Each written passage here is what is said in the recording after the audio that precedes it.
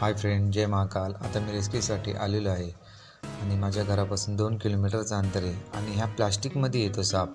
मी आता त्याला शोधण्याचा प्रयत्न करतो आहे आणि मला तो दिसला आहे. तर तो इंडियन स्पॅक्टिकल कोब्रा आहे आणि आता मी त्याला रेस्क्यू करण्याचा प्रयत्न करतो आहे लवकरात लवकर. आणि इथे आम्ही 3 महिन्यापूर्वी एक साप पकडला होता. तो पण इंडियन स्पॅक्टिकल कोब्राच होता आणि आता पण तोच भेटला आहे त्याच साईजचा. आणि त्याला मी व्यवस्थित सुखरूप रेस्क्यू केलेलं आहे. म्हणजे त्याला लवकरात लवकर पॅक करण्याचा प्रयत्न करणार आहे. आणि आम्ही जो मागं पकडला होता 3 महिन्यापूर्वी तो पण ह्याच साईजचा होता, बिग साईजचा.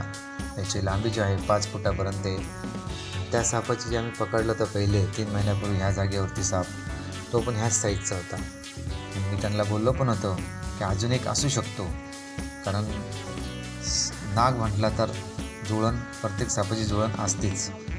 जोडीदार प्रत्येकाला ठरलेला असतो, त्याचा जोडीदार. आणि हा साप जो आहे ही नागिन आहे मित्रांनो. आणि हिने अंडी पण पहिले दिले असतील मार्च एप्रिल महिन्यामध्ये आणि जून जुलैमध्ये पिल्लं बाहेर निघाली असतील.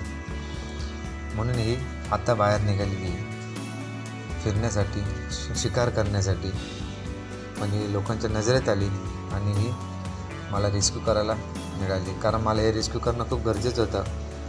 कारण वस्तीमध्ये हा साप, आणि जर का याला रेस्क्यू नाही केला तर लोक मारू पण शकतात.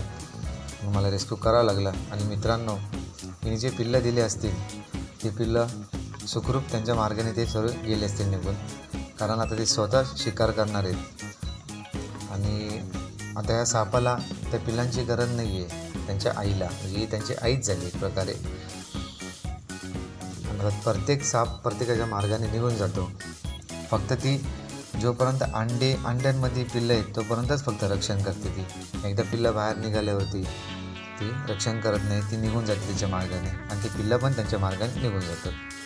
मित्रांनो बघा किती मोठा आहे, मस्त आहे, डिझाईन पण खूप छान आहे, एकदम सुंदर आहे हा साप, एकदम नागिन आहे, खूप छान दिसते. आता मी हिला लवकरात लवकर रिलीज करतो.